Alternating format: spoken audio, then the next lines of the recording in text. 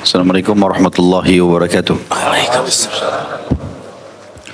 Alhamdulillah, puja dan puji kehadirat Allah Subhanahu wa taala yang kita yakin Dia sedang mendengar kita karena Dia Maha mendengar, melihat kita karena Dia Maha melihat, dan mengetahui niat dan gerak-gerik kita karena Dia Maha mengetahui.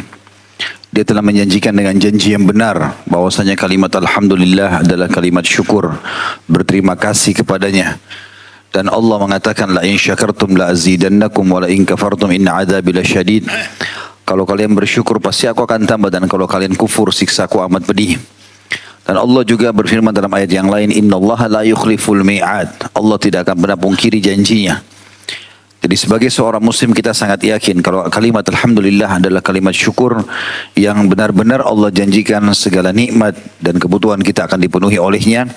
Oleh karena itu selalulah membasahi lisan bibir kita dengan kalimat ini. Dan jadi kita panjatkan salam hormat kita kepada manusia yang telah mengemban amanah wahyu. Ditutup risalah langit, tidak ada lagi nabi dan rasul setelahnya. Manusia yang telah menyampaikan semua amanah itu sebelum meninggal dunia. Baik yang kecil ataupun besar, putih ataupun hitam, wajib ataupun sunnah.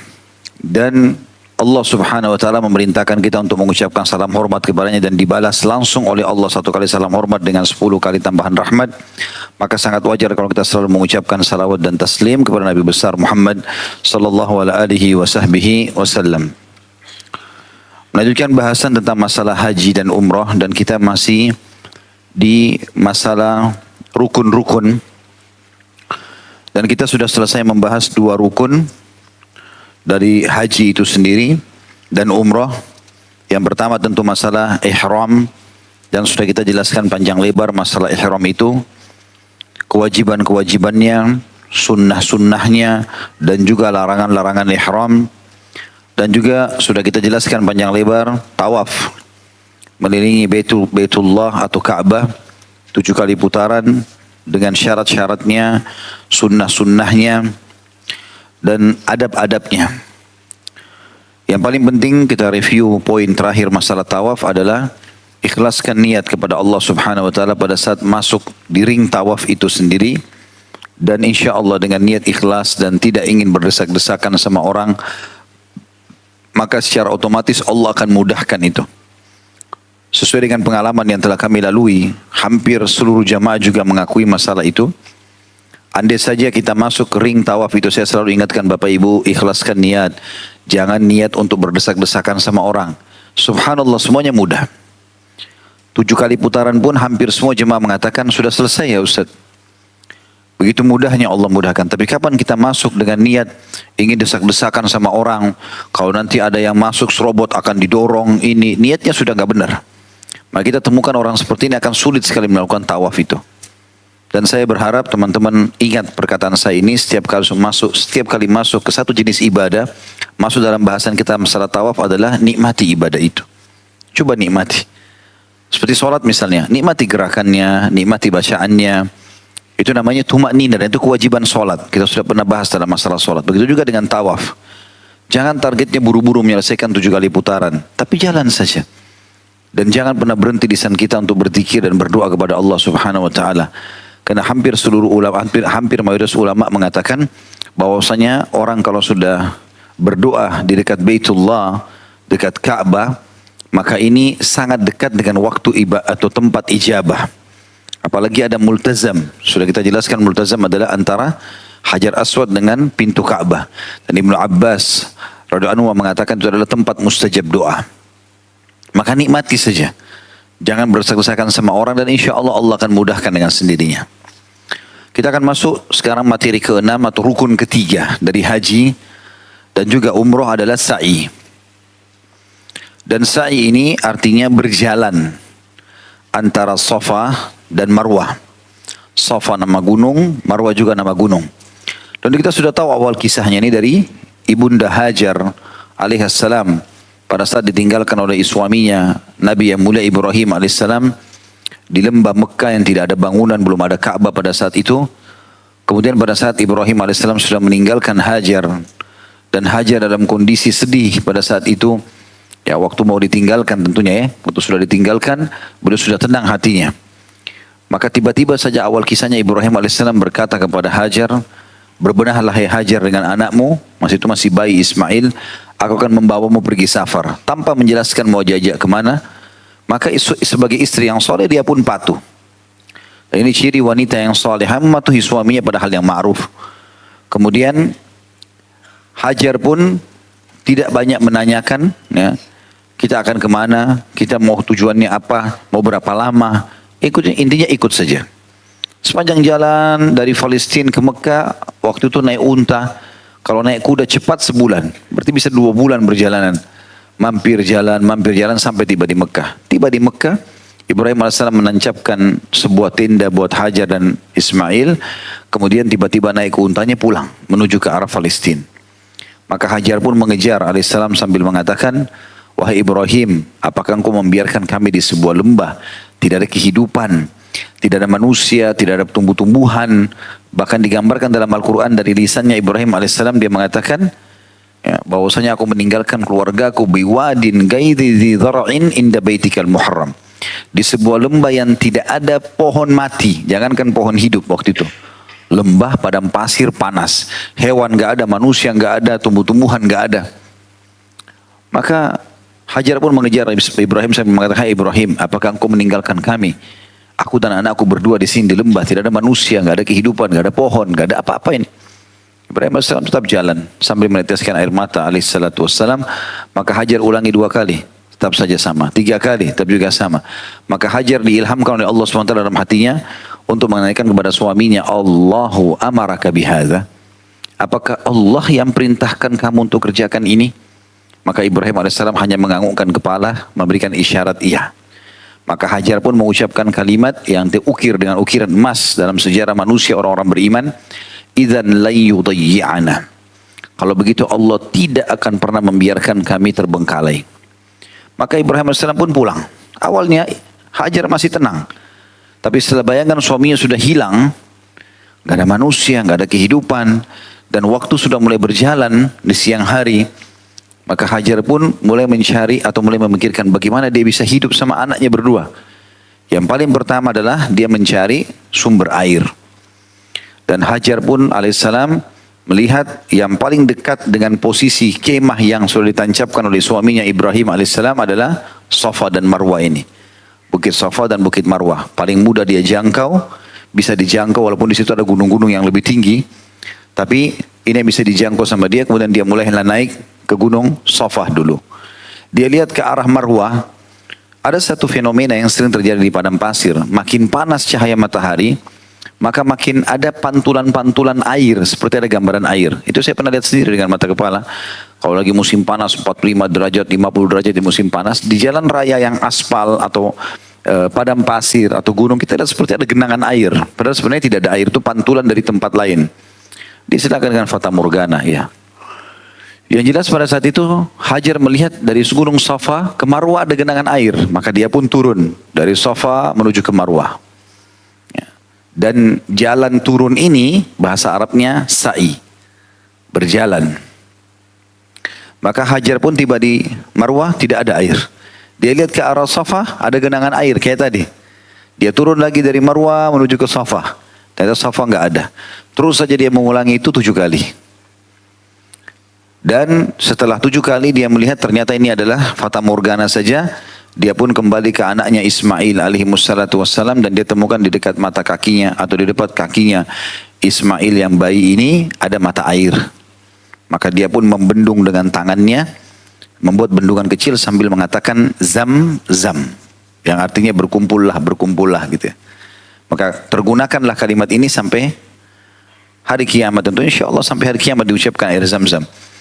Dan ada hikmah yang sangat luar biasa di sini yang jarang disentuh secara keimanan, kata para ulama, adalah semenjak Hajar ikhlas menerima perintah Allah kepada suaminya Nabiullah Ibrahim alaihissalam, dan dia ikhlas menerima itu, dan dia juga berusaha untuk melengkapi hidupnya atau memenuhi kebutuhannya dengan mencari air, maka Allah menilai tempat dia berjalan antara Safa dan Marwah dijadikan ibadah mulai dari waktu Ibrahim alaihissalam diwajibkan haji sekitar beberapa tahun setelah kejadian ini sampai hari kiamat akan selalu sa'i ini menjadi rukun haji dan umrah. Dan di hari kita sekarang teman-teman sekalian 24 jam gak pernah kosong tempat sa'i. Allahu alam berapa puluh juta, bahkan ratusan juta, mungkin sudah miliaran orang yang sa'i di situ. Dan semua itu dipanen pahala oleh Hajar alaihissalam. Hanya karena kepatuhannya kepada suaminya yang menjalankan perintah Allah subhanahu wa ta'ala. Begitu juga dengan istilah Zamzam. Sebagian ulama menyentuh secara spiritual atau keimanan mengatakan setiap kali diucapkan Zamzam maka Hajar mendapatkan pahala karena kalimat itu keluar dari lisannya. Dan orang Arab tidak mengenal bahasa Zamzam ini. Karena Hajar dari suku asli Kipti, orang Mesir dan bukan orang Arab. Begitu juga Ibrahim AS dari suku Babilonia, Irak dan bukan juga orang Arab gitu kan. Maka keluarlah istilah bahasa ini. Itu awal mula kisah sa'i itu sendiri. Dan akhirnya menjadi rukun di sini.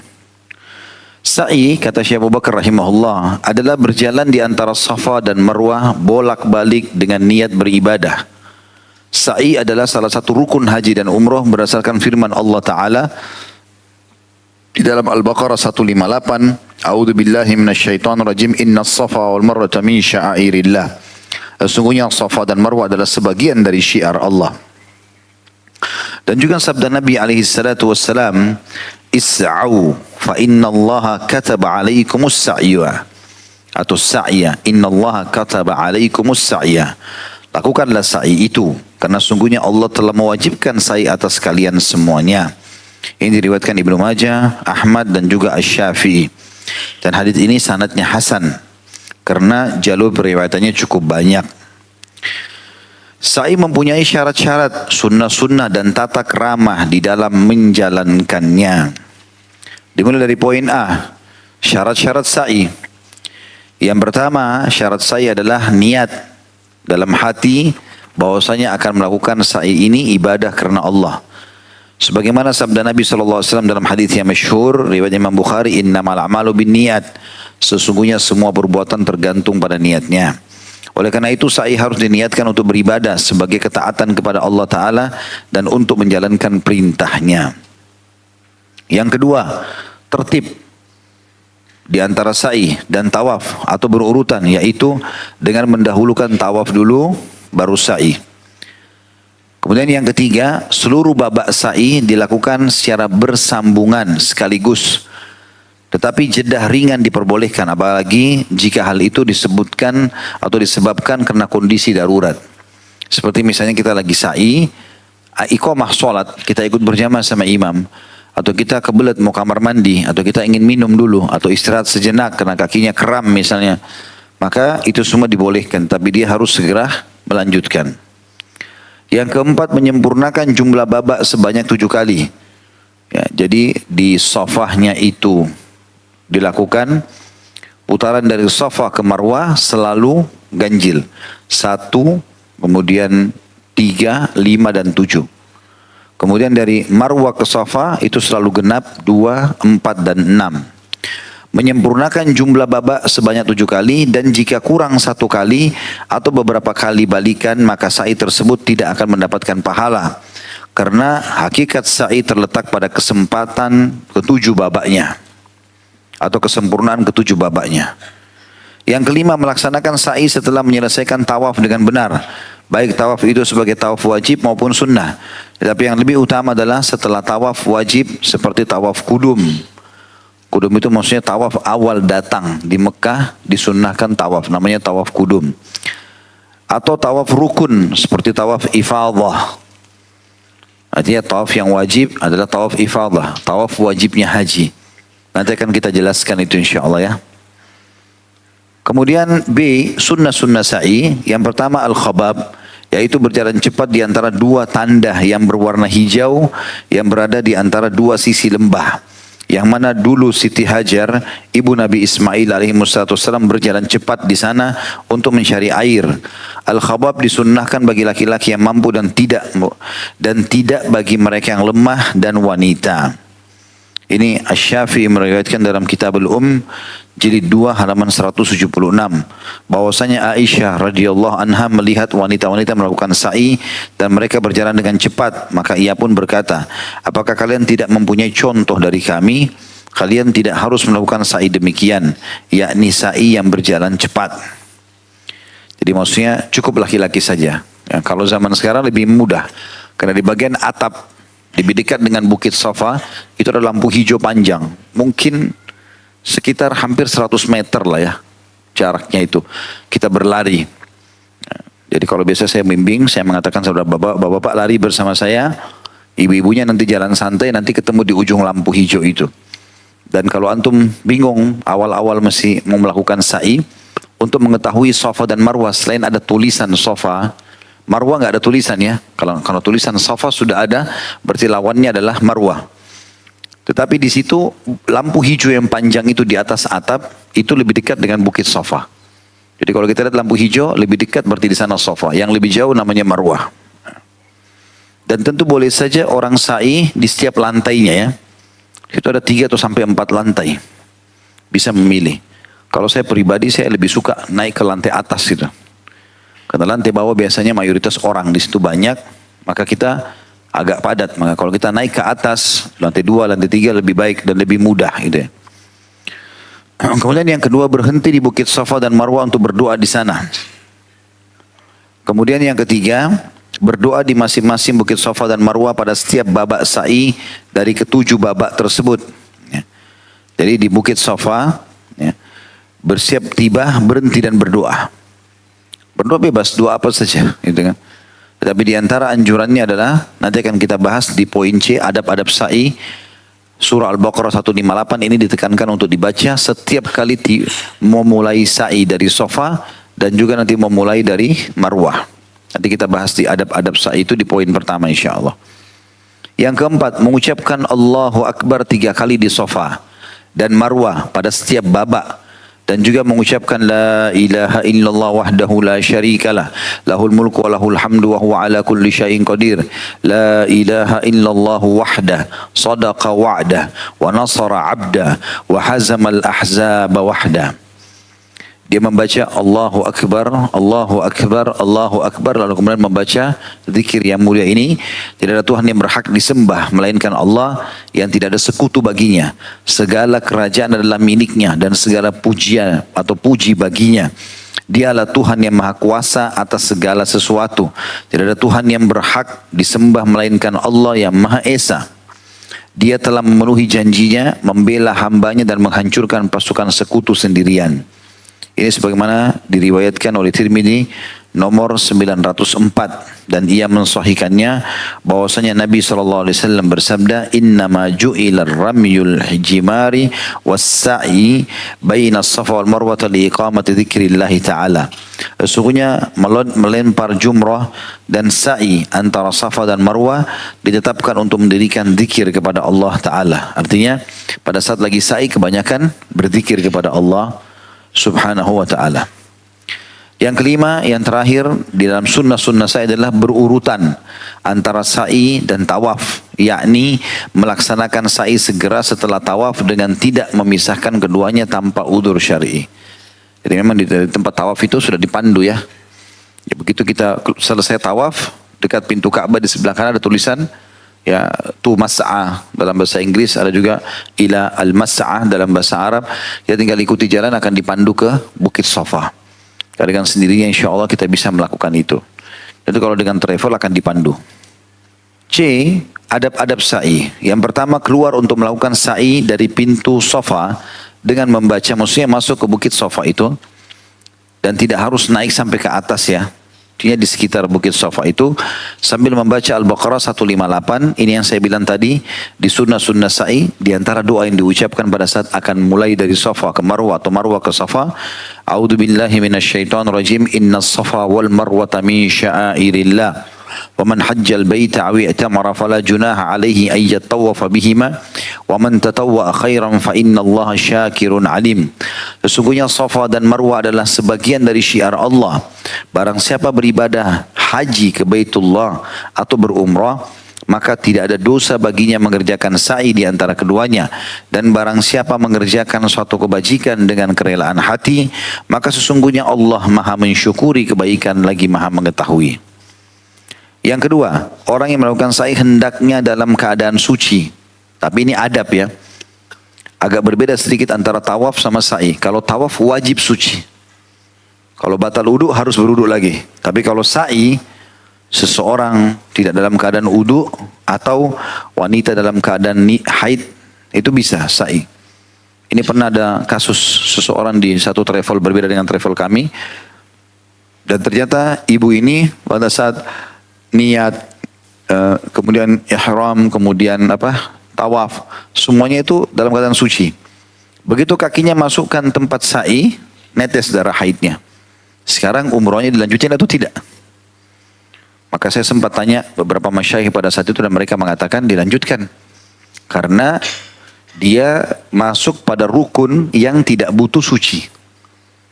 Jadi sunnahnya wudu, tapi kalau tidak dalam keadaan wudu tidak ada masalah. Kemudian yang ketiga, melakukan sa'i dengan berjalan kaki jika mampu. Melakukan hal itu tanpa mendapatkan kesulitan. Tapi kalau orang sulit jangan dipaksakan.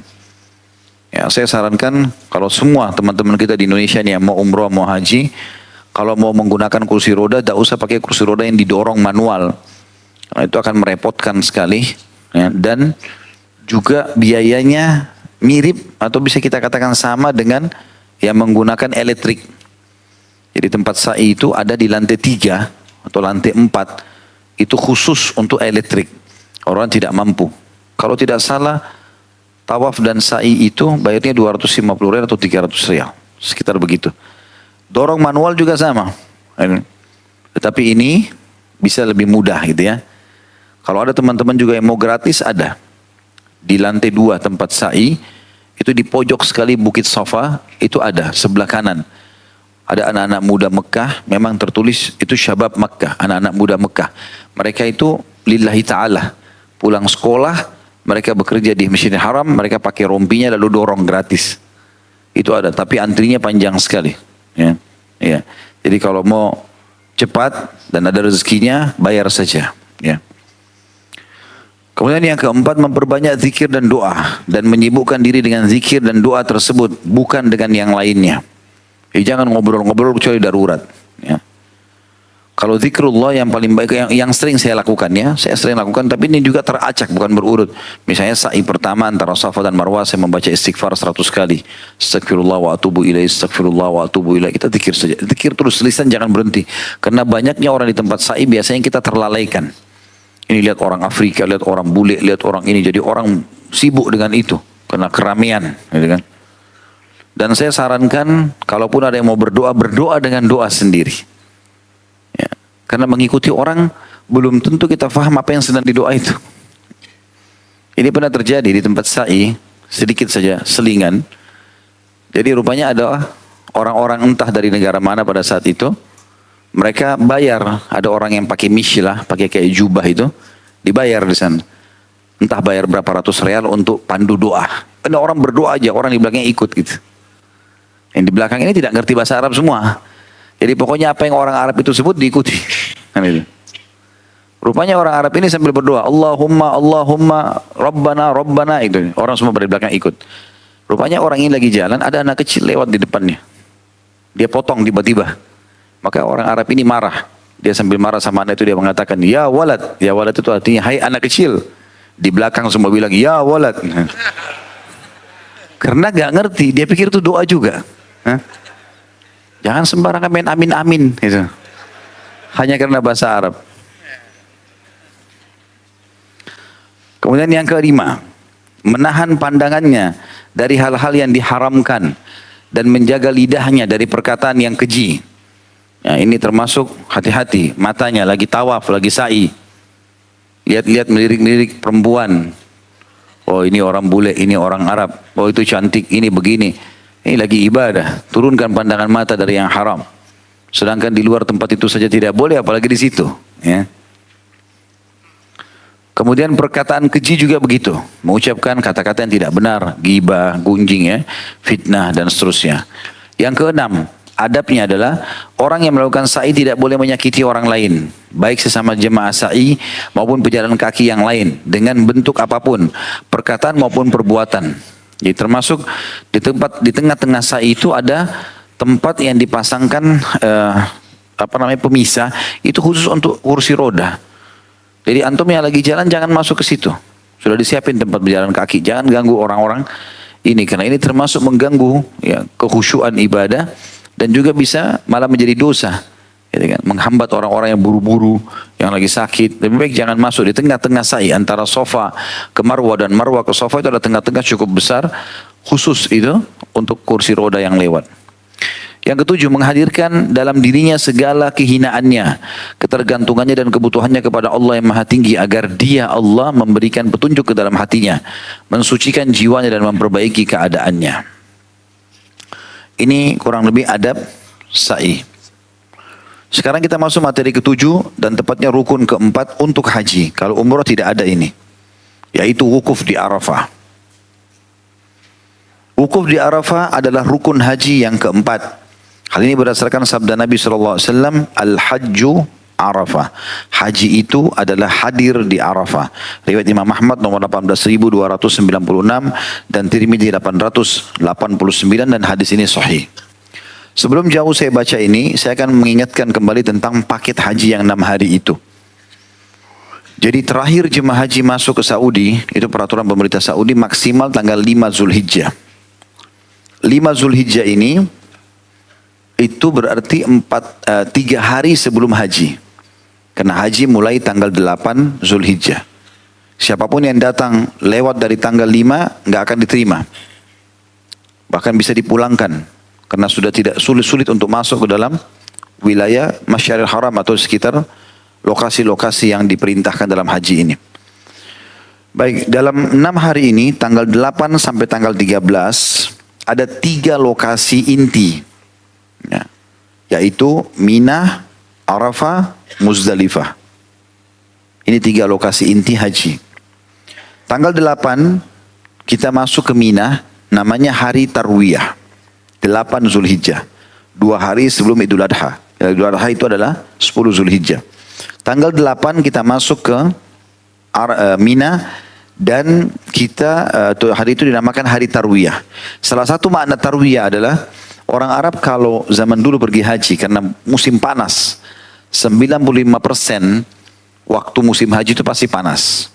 5%-nya saja tidak, mungkin sekitar 20-30 tahun sekali baru datang musim dingin itu. Maka orang-orang banyak membawa air, lalu mereka percikan ke padang pasir. Ini dinamakan tarwiyah, ya, mendinginkan. Maka dikenal dengan hari tarwiyah. Tanggal 8 Zulhijjah. Kita masuk selepas sholat duha, memakai baju ihram dari hotel kita atau apartemen yang kita tinggal di sana, dengan niat untuk mengerjakan haji. Mulailah kita masuk ke Mina dari waktu duha, kemudian kerja kita tinggal di kemah itu, sholat duhur, asar, jamak, qasar, takdim. Di jamak digabung, di qasar dipangkas, ya. Yang 4 rakaat menjadi 2, kemudian di takdim dimajukan di waktu duhur. Duhur asar di waktu duhur, 2 rakaat, kemudian berzikir kepada Allah sampai maghrib. Maghrib isya juga di jamak digabung, di qasar isyaknya saja yang dipangkas, dan di takdim di waktu maghrib. Nginap sehari itu, tanggal 8. Dan ini hukumnya sunnah. Dan ini hukumnya sunnah. Tidak ada kewajiban di sini. Artinya antum hadir, tidak hadir di sini tidak berdosa, tetapi kehilangan pahala. Makanya teman-teman kalau pilih travel yang bisa, ingatkan, saya mau masuk lengkap hajinya, yang sunnahnya, yang wajibnya. Termasuk adalah hari Tarwiyah itu, tanggal 8. Besok pagi, tanggal 9 Zulhijjah, ini adalah hari Arafah. Masuk ke lokasi yang kedua. Jaraknya tidak jauh antara Mina dengan Arafah, tapi karena jemaah haji atau musim haji biasanya agak padat. Maka kita masuk dari mulai waktu duha, waktunya sampai terbenam matahari. Dan ini hukumnya wajib hadir. Seperti atau sesuai dengan hadits Nabi yang di buku kita ini. Al-Hajju Arafah. Haji itu Arafah, wajib hadir. Jadi walaupun orang sudah sakit, selama dia belum meninggal di rumah sakit, dipakaikan baju ihram pada hari itu, dibawa dengan ambulan menuju ke Arafah. Ya, ditinggalkan di situ sampai terbenam matahari dan tidak boleh keluar sebelum terbenam matahari. Makanya perbatasan antara Arafah dengan Mina, antara Arafah dengan Muzdalifah, lokasi yang setelahnya, itu ada polisi yang jaga supaya jemaah haji tidak keluar dari lokasi itu. Tetap mereka harus wukuf di situ.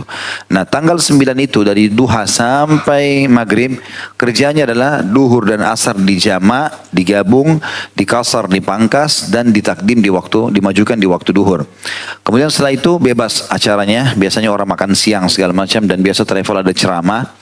Kemudian setelah itu dari habis asar ini disunnahkan, ditekankan sekali untuk berdoa kepada Allah, terutama minta diselamatkan dari api neraka. Karena Nabi SAW mengatakan tidak ada hari yang paling banyak Allah bebaskan hamba dari api neraka dibandingkan hari Arafah. Maka di sini disebutkan dalam sebuah riwayat Bukhari juga kalau Nabi SAW di hari Arafah itu mengangkat tangannya ke langit berdoa kepada Allah dari habis asar sampai terbenam matahari. Jadi hampir 2 jam lebih Nabi SAW berdoa. Atau bahkan hampir 3 jam antara asar sampai ke maghrib. Ini hari Arafah. Setelah terbenam matahari dipastikan terbenam, maka kita pindah ke lokasi ketiga. Tanggal 9 itu namanya Muzdalifah. Jalanlah kita ke Muzdalifah. Dan Muzdalifah ini kalau Mina sama Arafah biasanya disiapkan kemah-kemah. Di Muzdalifah umumnya jemaah kita secara khusus Indonesia tidak ikut menyewa tenda di situ. Karena boleh orang lewat juga, ya. Jadi kita jalan dari mulai maghrib itu, jalan sampai di Muzdalifah. Sunnahnya, ini sunnahnya, kita mentakhirkan sholat di malam tanggal 9 itu. Di Muzdalifah, dari Arafah ke Muzdalifah kita takhir, terlambatkan. Maghrib Isya dikerjakan nanti di waktu Isya. Jam berapapun antum tiba di Muzdalifah, pada saat itulah antum sholat. Gitu. Maghrib dan Isya dijamak, digabung, dikasar Isyanya, ditakhir, diterlambatkan di waktu Isya. Setelah itu lewat pertigaan malam yang paling afdal sampai subuh, tanggal 10. Tapi kalau lewat pertigaan malam atau lewat setengah malam, di atas jam 12 malam, jam 1, jam 2, jam 3, semua itu sudah dibolehkan oleh fatwa sebagian ulama untuk meninggalkan Muzdalifah. Tapi kalau orang mau lebih afdal, dia tinggal sampai subuh. Ya. Kemudian setelah itu, ya, tanggal 10 Zulhijjah, hari Nahar atau hari raya Idul Adha, 10, 11, 12 dan 13 semuanya ini paketnya kembali ke Mina. Tadi saya bilang 3 lokasi, Mina, Arafah, Muzdalifah. Mina yang paling banyak, tanggal 8 ke Mina, tanggal 10, 11, 12, 13 sampai terakhir juga kita di Mina. Arafah dan Muzdalifah ini itu terkumpul di tanggal 9. Maka mulai tanggal 10 Zulhijjah itu kita dianjurkan melakukan satu dari 3 perbuatan. Ada yang wajib dikerjakan hari itu, tidak bisa ditunda. Ada yang boleh ditunda sampai tanggal 13, terakhir hari Tasyrik. Tanggal 10 Zulhijjah namanya hari Nahar, hari Raya Idul Adha. 11, 12, 13 adalah hari Tasyrik. Yang biasa kita kalau lagi tidak haji, kita berkurban pada saat itu. Ya. Maka teman-teman sekalian, hari Nahar ini kita, yang wajib kita kerjakan adalah jumrah. Ya, jumrah Aqabah namanya, melontar pada hari itu. Melontar sangat dekat dan sudah dipandu jalannya. Semua jemaah haji pergi ke sana, membawa 7 butir kerikil kecil. Kemudian tiba di tempat jumrah, ada tembok besar dibuat, kita tinggal baca Bismillahi Allahu Akbar, lempar dengan tenang dan jangan emosional, karena tidak ada syaitan di situ. Nah, banyak orang kira situ ada syaitan. Ya. Saya pernah lihat itu ada orang buka sendalnya, A'udzubillahi minasyaitonirrajim, lempar. Ada yang lempar kayu. Ya. Kalau dulu tiang-tiang jumrah itu mungkin seperti tiang masjid ini lebih besar. Mungkin 3 kali 4 kali tiang ini. Jadi bayangkan saja kalau kita kelilingi tiang itu dari sini lempar lolos ke sana. Yang sana lempar lolos ke sini, kan ini jadi masalah. Padahal sunnahnya kerikil kecil dan lempar saja ke arahnya cukup, gitu kan? Karena sunnahnya melemparnya, kan begitu. Tapi sekarang alhamdulillah temboknya sudah dibuat besar. Saya lihat perkiraan sekitar mungkin 15 meter tembok itu. Jadi orang dari sana kalau lempar nggak akan meleset insya Allah. Nah. Pernah ada satu orang dosen kami, seorang dokter mengajar fikih dan usul fikih di Madinah. Beliau bercerita, Allahu a'lam ini, saya juga sudah lupa, waktu itu saya masih SMA diceritakan. Waktu kita cerita atau membahas masalah sa'i, jumrah ini selingannya saja. Kemudian rupanya ada satu orang dia bawa istrinya di situ pakai cadar, mau jumrah. Karena desak-desakan orang di situ, maka istrinya susah bernafas. Dia mau ingin istrinya istirahat sedikit, ditaruh di tembok itu. Orang kira syaitan. Pakai baju hitam. Kalau orang yang sudah biasa lihat orang pakai syadar, nggak apa-apa. Kalau orang benar-benar lihat, oh ini syaitannya ini. Kata syekhnya, maka dilempari batu istrinya. Baik. Jadi hari 10, tanggal 10 Zulhijjah kita jumrah, melontar. Hari itu cuma satu saja kita melontar. Cuma satu saja, namanya Jumrah Aqabah. Nanti tanggal 11 besoknya, 12 dan 13, ini jumrohnya 3. Kecil, sedang, besar. Gitu. Tapi pada saat hari raya Idul Adha, itu cuma satu saja, yang besar saja, istilahnya gitu. Jumrah Aqabah ya. Nah kalau kita sudah Jumrah Aqabah, teman-teman sudah boleh tahallul. Cukur rambut, ganti baju biasa. Itu pilihan yang pertama. Pilihan yang kedua, ini semua dikerjakan ya. Tapi salah satunya kalau dikerjakan sudah bisa kita tahallul, sudah bisa pakai baju biasa. Ihram yang selama ini mengikat kita selama 2-3 hari ini, sudah bisa kita buka gitu loh. Yang kedua berkurban. Kalau sudah berkurban, boleh tahallul, boleh pakai baju biasa. Tetapi kedua perbuatan ini, walaupun antum sudah jumrah dan sudah kurban, sudah tahallul pakai baju biasa, semuanya sudah halal. Seperti orang bukan berihram lagi. Sudah boleh pakai minyak wangi kalau laki-laki, sudah boleh potong kuku. Cuman belum halal hubungan suami istri. Halalnya itu kalau dilakukan yang ketiga, yaitu tawaf ifadah. Tadi sempat kita singgung ada tawaf ifadah, saya bilang nanti saya jelaskan. Masih ingat gak? Allahu a'lam. Ingat gak nih? Tawaf ifadah, tawaf wajibnya haji. Nah, ini kalau dikerjakan tawaf wajibnya haji, maka orang juga tahallul, ya, tawaf sama sa'i tentunya. Orang tahallul, kemudian buka baju biasa. Kalau dia tawaf ifadah, maka semuanya halal termasuk hubungan suami istri. Walaupun dia dalam musim haji. Tapi kalau baru jumrah dan baru kurban, maka halal semua kecuali hubungan suami istri. Makanya biasa travel-travel dari Muzdalifah malam Idul Adha itu, lewat jam 12, jam 1, jam 2, jam 3 malam ini, mereka langsung jalan busnya menuju ke Masjidil Haram, tawaf ifadah. Dan itu ada fatwa ulama membolehkan masalah itu. Sehingga yang suami istri ini tidak batal hajinya. Apalagi pengantin baru sudah 2 hari, 3 hari gak berhubungan. Bujang-bujang dengar saja. Maka yang paling baik pada saat itu hari Idul Adha kalau kita bisa tawaf ifadah. Nah dari 3 perbuatan yang dianjurkan ini, tawaf ifadah dengan kurban punya jeda waktu 4 hari. Tawaf ifadah sama kurban punya jeda waktu 4 hari. Dari tanggal 10 itu, 11, 12, 13. Boleh kita menunda tawaf ifadah di antara 4 hari ini. Begitu juga dengan berkurban. Tetapi jumrah tadi nggak bisa kecuali tanggal 10. Yang jumrah Aqabah. Karena besoknya 11, 12, 13 ada jumrah lagi. Ada jumrah lagi. Cuma bedanya tanggal 10 jumrahnya cuma sekali. Kalau tanggal 11, 12, 13 jumrahnya 3 titik.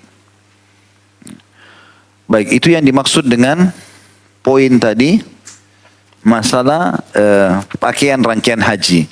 Nah kalau kita sudah tahallul di hari Idul Adha itu, teman-teman sekalian, kita tinggal di Mina. Dan ini hukumnya wajib ya, nginap di Mina. Nginap di Mina, ada tenda disiapin oleh travel atau oleh pemerintah Saudi, tentu travel semua sudah sewa itu. Sampai hari tasyrik. Kita nginap, kerja kita tiap hari, zikir kepada Allah, sholatnya di jamak qasar, takdim, duhur asar di waktu duhur, 2 rakaat, maghrib isya di waktu maghrib, maghrib 3, isya 2 rakaat dan di waktu maghrib. Itu dikerjakan. Mulai dari tanggal 10 Idul Adha, kemudian 11 awal hari tasyrik, 12 hari kedua tasyrik, 13 hari ketiga tasyrik. Kalau ada orang di tanggal 12 sudah mau memberhentikan hajinya, Indonesia biasa mengatakan nafar awal, maka mereka boleh meninggalkan lokasi Mina di tanggal 12 itu. Karena kan saya ulangi lagi, tanggal 8 kita masuk Mina tadi, hari Tarwiyah. Nginap di sana sampai tanggal 9. 9 dari pagi sampai maghrib Arafah. Kemudian malamnya kita ke Muzdalifah. Afdalnya sampai subuh, kalau tidak minimal lewat pertengahan malam. Kemudian tanggal 10 Idul Adha, nah kita kerjakan tadi 3 perbuatan itu. Kalau bukan Jumrah Aqabah, pada ini tetap wajib dikerjakan. Tawaf ifadah, tawaf wajib haji atau berkurban. Nah setelah itu kita boleh pakai baju biasa, tahallul dan tinggal di Mina. Mulailah tanggal 10 itu, tanggal 11, tanggal 12, tanggal 13 Zulhijjah ini kita tinggal 4 hari di Mina, di kemah. Apa yang kita kerjakan? Idul Adha tadi kita kerjakan hal tadi, jumrah akabah, berkurban atau tawaf ifadah. Atau dan tawaf ifadah ya. 11, 12, 13 ini kita cuma jumrah saja, kecil, sedang, besar. Dan kita kembali ke kemah. Umumnya biasa ini ada ceramah ya. Kalau kayak saya bimbing haji memang kita buat padat ceramah pada saat itu. Ya, karena ada jeda-jeda waktu kosong, kecuali ada waktu makan, waktu istirahat kita berikan kesempatan, tapi selebihnya ada ceramah-ceramah yang disampaikan insya Allah. Kalau orang tanggal 12 sudah mau berhentikan hajinya, boleh. Tapi dia di sini harus keluar dari Mina sebelum terbenam matahari. Kalau dia telat keluar dari Mina di tanggal 12 sampai maghrib dia masih di Mina, maka dia punya kewajiban melanjutkan sampai tanggal 13. Dan tentu lebih baik kalau kita lanjutkan sampai tanggal 13 ya. Ini dikenal dengan hari tasyrik dan Allah mengatakan wa man ta'akhkhara fala itsma alaihi liman ittaqa. Dan siapa yang mau melambatkan dirinya sampai tanggal 13 maka tidak ada dosa baginya, malah itu pahala bagi orang yang bertakwa. Jadi saya sarankan teman-teman kalau haji jangan tinggalkan Mina kecuali terpaksa, travel Anda nggak bisa negosiasi harus tinggalkan ya sudah. Tapi kalau enggak lebih baik jangan ya. Tinggal sampai tanggal 13. Saya pernah lakukan itu. Dan ternyata tanggal 12 waktu keluar pun dari Arafah. Karena orang semua buru-buru mau keluar. Gitu kan. Maka padat sekali. Keluar dari habis duhur. Itu sampainya nanti Isya. Padahal jaraknya dekat sekali. Sementara kami yang tinggal di sana. Di kemah. Mulai kosong Mina. Makanan, minuman, semua fasilitas disiapkan. Tetap ada. Kulkas itu 24 jam penuh dengan minuman dan segala macam hal. Orang juga bagi-bagi di pinggir jalan, orang teriak-teriak sabilillah, bagi nasi, bagi apel, bagi anggur, bagi segala macam. Bebas ya. Ada kontainer-kontainer besar, ada orang datang, orang kaya biasa gitu, dia bayar langsung satu kontainer sekian puluh ribu real, bagiin. Dia buka, dia teriak sabilillah, jemaah haji pada berebut. Jadi nggak ada orang kehabisan makan dan minum. Dan ternyata besoknya tanggal 13 waktu kami pulang ke apartemen itu hanya setengah jam 40 menit sudah sampai ke apartemen. Alhamdulillah lengkap sampai tanggal 13, tidak desak-desakan gitu kan. Pahalanya lebih besar gitu. Dan banyak hal yang bisa kita lakukan. Maka usahakan sampai tanggal 13 ini. Ini dia adalah paket haji. Kalau Anda umroh atau Anda haji dengan travel ONA Plus atau pemerintah biasanya memang kalau ONA itu sampai 25 hari, pemerintah sampai 40 hari ini karena paket di musim haji itu biasanya satu. Kita ambil cuman paket hajinya saja 6 hari atau 7 hari. Dengan kita ambil yang 20 hari sama harganya. Maka sekalian saja ibadah di Masjid Haram Mekah 100 ribu dengan di Masjid Nabawi 1000. Tapi ini intinya haji. Kembali ke materi kita. Materi ke-7. Rukun ke-4. Wukuf di Arafah. Wukuf di Arafah adalah rukun haji yang keempat. Berdasarkan sabda Rasulullah SAW atau sabda Nabi SAW, Al-Hajju Arafah. Inti haji itu adalah wukuf di Arafah. Hadis ini riwayat Ahmad nomor 18.296 dan Tirmidzi 889 dan hadis ini sahih. Prakteknya adalah hadir di tempat yang bernama Arafah selama sesaat atau lebih dengan niat wukuf setelah waktu duhur pada hari ke-9 Zulhijjah hingga terbit fajar hari ke-10.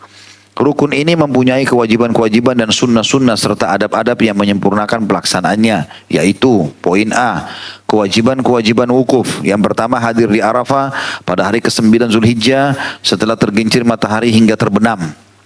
Jadi mulai mendekati duhur atau duhur sampai terbenam matahari. Yang kedua, jadi tadi yang saya bilang jalan waktu duha itu maksudnya supaya bisa masuk di Arafah sebelum waktu yang diutamakan ini ya. Biasanya orang masuk di waktu duha jam 9, jam 10, jam 11 supaya bisa mengerjakan sunnah Nabi sholat duhur asar di Arafah. Yang kedua bermalam di Muzdalifah setelah bertolak dari Arafah pada malam ke-10 Zulhijjah. Dan Muzdalifah adalah nama lokasi yang pas setelah Arafah. Jadi semua bus pasti arah ke situ ya. Yang ketiga melontar jumrah Aqabah ya. Aqabah ini istilah bukit ya. Kalau ada bukit sedikit tinggi, orang Arab bilang Aqabah. Di situ dulu ada bukit Aqabah. Kalau mengikuti kajian sirah ada namanya Baiat Aqabah. Baiat Aqabah 1, Baiat Aqabah 2 gitu kan. Itu ada yang Nabi SAW mendapatkan janji setia dari orang-orang Khazraj, orang Madinah, yang pada bayat pertama 6 orang, bayat yang kedua sampai ya 12 orang dan seterusnya. Kemudian yang keempat, mencukur dan atau memendekkan rambut kepada kepala setelah melontar jumrah Aqabah pada hari nahar. Hari nahar maksudnya hari Idul Adha, tanggal 10 Zulhijjah. Ya. Yang kelima, bermalam di Mina 3 malam, yaitu malam ke-11, maksudnya hari raya Idul Adha itu, ke-12, malam hari pertama Tasyrik tanggal 11, dan ke-13, hari ke-12. Atau 2 malam bagi yang terburu-buru, yaitu malam ke-11 dan malam ke-12. Yang keenam, melontar ke-3 jumrah setelah tergelincirnya matahari setiap hari selama hari-hari Tasyrik, yang 3 itu. 11, 12, 13. Atau yang 2 hari tersebut. Kalau orang cuma mau sampai tanggal 12 saja. Catatannya, dalil-dalil kewajiban-kewajiban tersebut adalah perbuatan Nabi SAW. Yang mana beliau telah menegaskan dalam sabdanya, "Lita'khudhu anni manasikakum." Hendaklah kalian mengikutiku dalam melaksanakan manasik kalian. Hadis ini riwayat Muslim nomor 1297. Juga sabda Nabi SAW, "Hujju kama ra'aitumuni ahuj."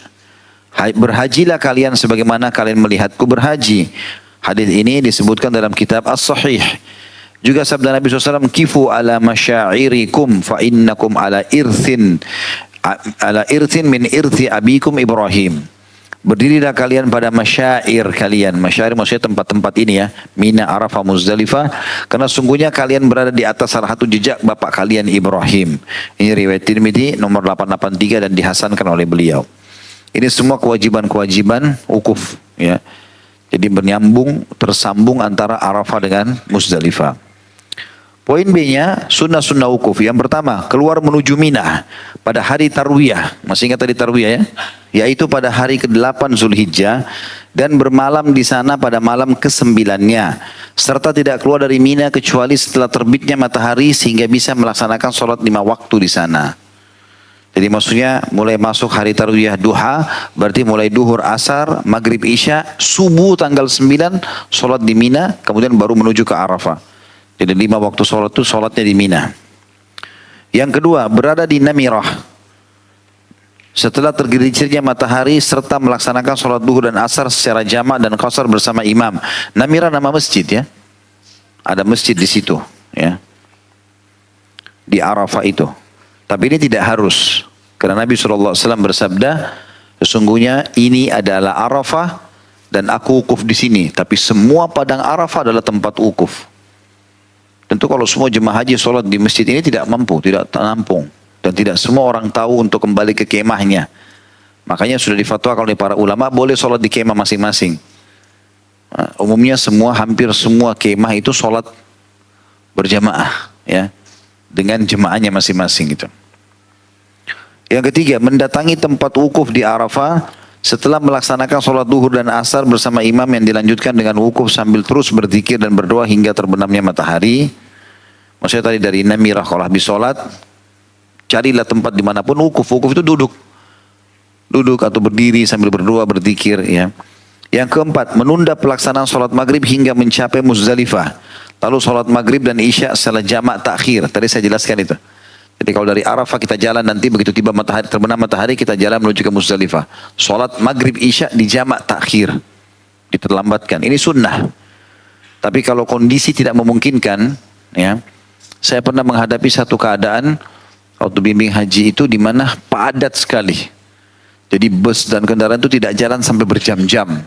Karena Mina, Arafah sama Muzdalifah itu 2 lokasi yang berdekatan. Sehingga jemaah yang sudah mampir di Muzdalifah itu pada parkir-parkir, itu parkirnya sampai ke Arafah. Jadi Arafah ini nggak bergerak-bergerak. Nah kalau pada saat itu misalnya antum sudah sampai jam 10 malam, jam 11 malam belum meninggalkan Arafah, sholat di situ maghrib isya. Yang penting jamak takhir. Sunnahnya ditakhir, diterlambatkan nanti di waktu isya. Yang kelima, wukuf dengan posisi menghadap kiblat sambil berzikir dan berdoa di Masyair Al-Haram. Atau ada tempatnya itu Bukit Kuza namanya hingga fajar menyingsing. Sebenarnya ini bukit bukan harus datang ke sana. Tetapi waktu Nabi SAW pas ada di sana, beliau berkemah di sekitar itu. Ya. Itu sangat sulit untuk mencari titik itu sekarang ya. Makanya Nabi SAW mengatakan, aku wukuf di sini dan seluruh Arafah adalah tempat wukuf. Ya. Dan sekarang sudah diatur karena jemaah haji sampai jutaan orang, sudah diatur ada nomor-nomor kemahnya kita. Ya. Kita nggak bergabung sama orang-orang lain gitu. Yang keenam, berurutan dalam pelaksanaan melontar jumrah Aqabah, menyembelih, mencukur dan tawaf ifadah. Ini sudah saya jelaskan semua tadi. Jumrah Aqabah di tanggal 10 Zulhijjah, menyembelih juga di 10 Zulhijjah, mencukur tahallul, dan kalau mau lengkapkan tawaf ifadah yang bisa menghalalkan juga hubungan suami istri. Ya. Yang ketujuh, melaksanakan tawaf ifadah pada hari nahar sebelum terbenamnya matahari. Ya, hari nahar maksudnya hari raya Idul Adha. Walaupun tawaf ifadah difatwakan ulama boleh dikerjakan sampai akhir hari tasyrik, tanggal 13. Ya. C. Adab-adab wukuf. Yang pertama, bertolak dari Mina pada pagi hari ke-9 menuju Namirah dengan melalui jalur Dhab sebagaimana yang dilakukan oleh Nabi SAW. Tentu ini jalur sekarang sudah tidak semudah itu bisa dijangkau ya, karena zaman sekarang sudah dibuat jalan-jalan raya. Ini dulu yang Nabi SAW lewati dikenal dengan jalur Dhab. Dhab itu model seperti biawak. Ya, disilakan dengan seperti itu karena padang pasir zaman dulu ya. Tapi ini beliau tulis sesuai dengan ada riwayat yang menjelaskan kalau Nabi SAW turun melalui jalur Dhab. Kemudian yang kedua, mandi sebelum tergelincirnya matahari untuk wukuf di Arafah. Hal ini disyariatkan termasuk bagi wanita yang sedang haid dan nifas. Jadi kalau tanggal 8 hari tarwiyah kita masuk ke Mina, tadi ya, kemudian kita nginap di Mina, besoknya pada saat mau ke Arafah mandi dulu. Dengan niat mandi untuk wukuf. Ya. Ini sunnah. Yang ketiga, wukuf di tempat wukufnya Rasulullah SAW. Di batu cadas besar yang terhampar di bagian Bukit Rahmah yang berada di tengah-tengah Arafah. Jadi ada bukit dikenal Bukit Rahmah. Nabi SAW dulu berkemah di situ, sekitar situ. Tapi itu sangat padat. Ya. Kalau kita mungkin jalan dan tahu jalan untuk datang ke sana lalu kita pulang mungkin. Tapi kalau tidak, saya sarankan terutama orang-orang kita yang tidak mengerti bahasa Arab gitu kan, udah bergabung saja sama kelompoknya di kemah karena itu juga sudah masuk Arafah. Jadi ini adabnya, ini sunnahnya. Gitu. Jadi sekaligus saya luruskan ya, Bukit Rahmah ini banyak dikultuskan oleh orang-orang kita. Dianggap kalau pergi Bukit Rahmah itu bisa ketemu jodohnya. Gitu. Sehingga pasti masuk ke atas tulis-tulis. Itu prasasti yang dibuat oleh Saudi seperti pilar begitu ya, monumen, tapi tidak ada tulisan apa-apa. Hanya memberikan gambaran kalau inilah Bukit Rahmah yang Nabi pernah wukuf di sekitarnya. Tapi itu bukitnya kecil dan tidak ada sunnah untuk naik ke atas. Tapi orang kita suka naik ke atas, kemudian tulis-tulis namanya dia sama nama orang yang dianggap jadi jodohnya. Dengan dia berpikir akan seperti itu. Padahal tidak benar semua. Mau menikah lamar, kenapa tulis? Pakai akal sehat ini. Tulis-tulis biar 1000 nama ditulis, tidak melamar, tidak nikah-nikah. Yang keempat, banyak berzikir dan berdoa sambil menghadap kiblat di tempat wukuf hingga terbenamnya matahari, terutama tadi saya bilang lepas asar sampai terbenam matahari ya. Yang kelima, bertolak dari Arafah menuju jalur Ma'zimain, bukan jalur Dhab. Jadi maksudnya kalau jalur tadi yang pertama datang ke sana, maka sekarang diubah jalur pulangnya. Yang dilalui saat kedatangan. Karena di antara petunjuk Rasulullah SAW adalah datang melalui satu jalur dan pergi melalui jalur yang lain. Dan ini pemerintah Saudi sudah atur itu sebenarnya. Jalur yang tadi kita pergi, itu diubah. Pada saat pulang kita ubah di jalur yang berbeda. Yang keenam, tenang dan tidak tergesa-gesa dalam berjalan. Ini yang saya bilang tadi, nikmati ibadah itu. Coba nikmati. Berdasarkan sabda Rasulullah SAW atau sabda Nabi SAW, ya ayuhan nas, alaikum bis sakinah fa innal birra laisa bil idha'. Hai manusia, hendaklah kalian tenang karena kebaikan itu bukan dengan ketergesa-gesaan. Dan ini hadis diriwayatkan Ahmad nomor 21239. Yang ketujuh, banyak membaca talbiyah. Labbaik Allahumma labbaik, labbaik la syarika laka labbaik, innal hamda wan ni'mata laka wal mulk la syarika lak. Ini sudah kita pelajari di awal-awal bab haji kita. Selama perjalanan atau di perjalanan menuju Mina, Arafah, Muzdalifah dan Mina lagi hingga melontar Jumrah Aqabah. Kemudian yang ke-8 mengambil 7 kerikil dari Muzdalifah untuk melontar Jumrah Aqabah. Tapi ini tidak harus dari Muzdalifah, ini sunnahnya ya. Ya, kalau kita sempat ambil di Muzdalifah silakan. Besoknya hari Idul Adha kita melontar. Tapi kalau lupa kita bisa ambil di mana saja insya Allah. Ya. Yang ke-9 beranjak dari Muzdalifah setelah fajar menyingsing dan sebelum terbitnya matahari. Maksudnya tadi kan tanggal 8 kita di Mina, nginap, besok paginya kita masuk ke Arafah sampai terbenam matahari kita ke Muzdalifah. Nah Muzdalifah ini sunnahnya kita tinggal sampai menjelang subuh. Kata beliau beranjak dari Muzdalifah, habis itu kita tinggalkan hari raya Idul Adha Muzdalifah setelah fajar menyingsing dan sebelum terbitnya matahari. Maksudnya pas habis subuh atau sebelum subuh gitu.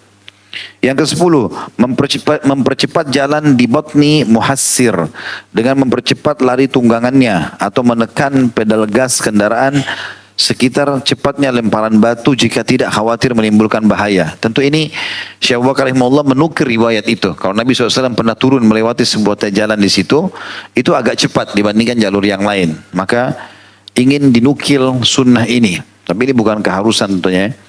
Yang ke-11 melontar Jumrah Aqabah antara terbitnya matahari hingga tergelincirnya. Ini di hari Idul Adha tadi saya bilang melontar ya. Yang ke-12 mengucapkan Allahu Akbar pada setiap lontaran kerikil kecil. Bismillahirrahmanirrahim. Ambil atau Allahu Akbar. Ambil kerikil kecil. Jangan batu besar. Ya. Cukup yang kecil saja.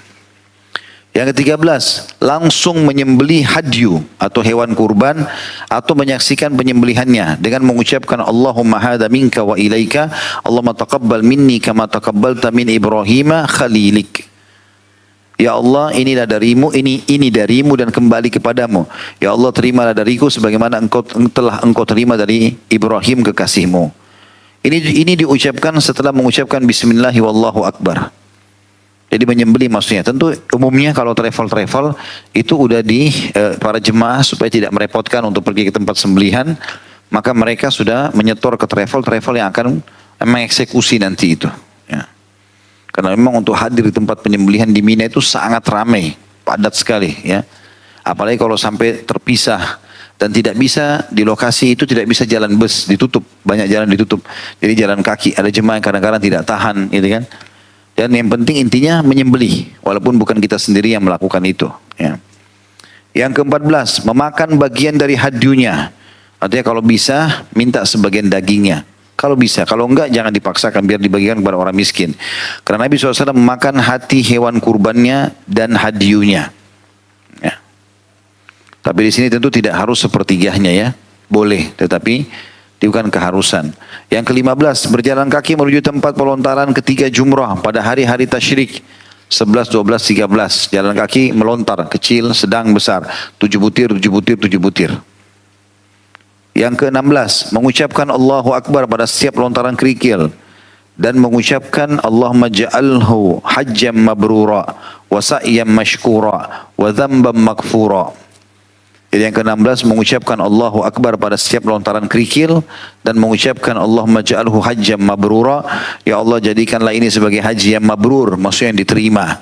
Wa sa'yan mashkura dan sa'i yang disyukuri, maksudnya diberikan pahala. Wa dzamban maghfura dan dosa-dosa yang diampuni. Ini tentunya diriwayatkan oleh Imam Ahmad. Yang ke-17 berdiri untuk berdoa sambil menghadap kiblat setelah melontar jumrah pertama dan kedua tanpa yang ketiga.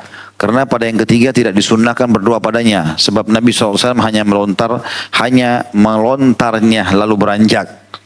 Jadi kan tadi melontar itu jumrah dan kita tidak katakan melontar syaitan karena gak ada syaitan di situ. Ya. Waktu di zaman Nabi Ibrahim AS mau menyembelih Ismail memang ada syaitan yang menggoda Ibrahim untuk supaya tidak menyembelih Ismail. Lalu dilemparlah dengan 7 butir kerikil syaitan tersebut oleh Ibrahim AS. Maka menjadi perintah dalam agama. Tapi bukan berarti sekarang ada syaitannya. Gitu kan. Maka melontarnya di situ. Dan pada saat kita selesaikan hari nahar itu melontar cuma 1 kali. Bisa berdoa.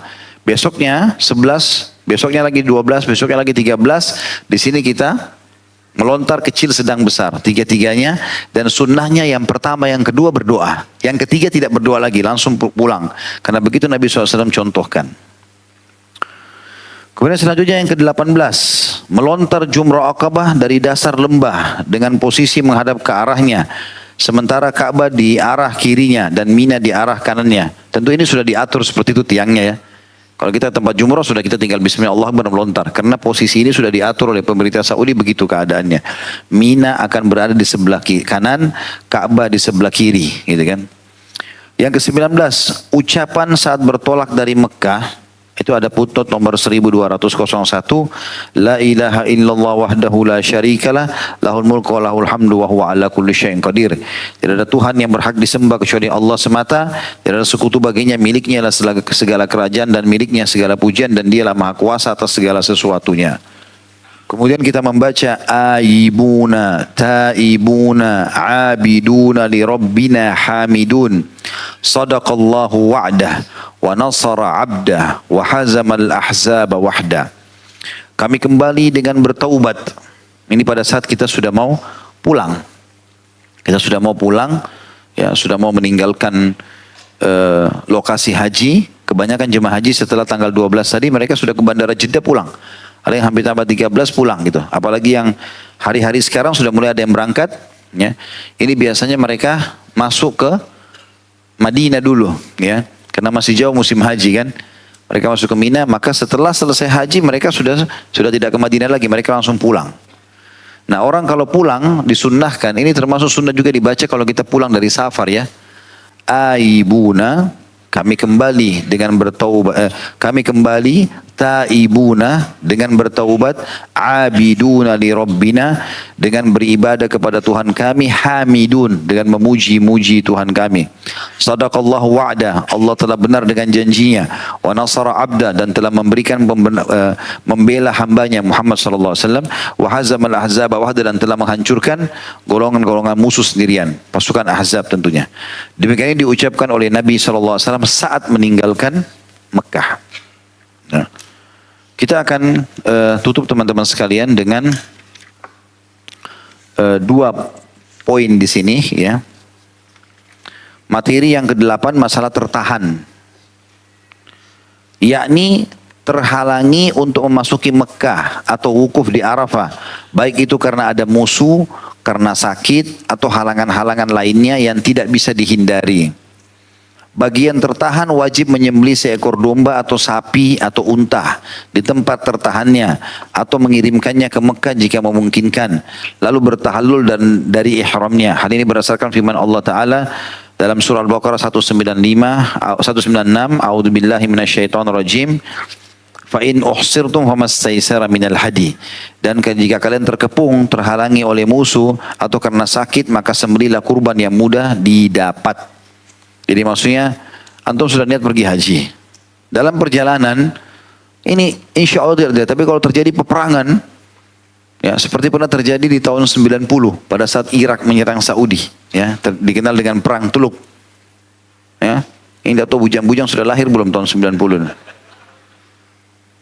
Jadi pada saat itu terjadi perang Tuluk, kami masih mahasiswa di sana. Itu seringkali malam hari ada peringatan sirine di Saudi karena ada penyerangan rudal, gitu kan dari Irak.